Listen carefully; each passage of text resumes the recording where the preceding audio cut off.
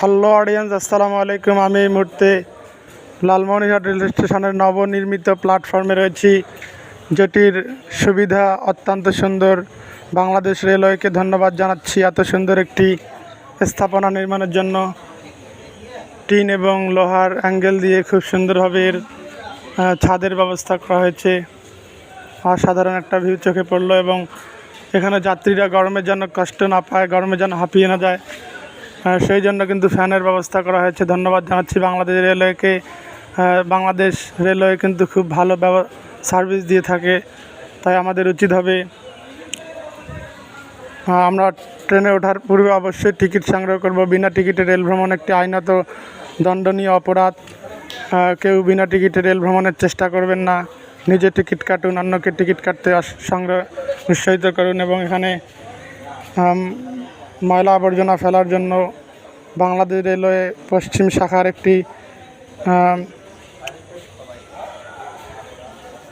ঝুড়ি দেখতে পাচ্ছি, এবং চারদিকে প্ল্যাটফর্মের গ্রিল দিয়ে ঘিরে দেওয়া হয়েছে, যাতে কোনো চোর কিংবা কোনো হাইজ্যাকার কারো মালপত্র নিয়ে পালাতে না পারে।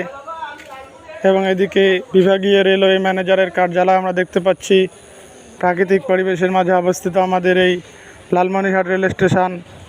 খুবই সুন্দর, গাছপালা, মনোরম পরিবেশ।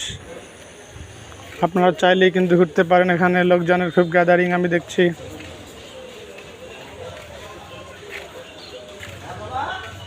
এবং এখানে বসার জন্য প্রতিটি পিলারের নিচে কিন্তু টাইলস দিয়ে সুন্দরভাবে অসাধারণ বসার সিটটা খুব ভালো লাগলো।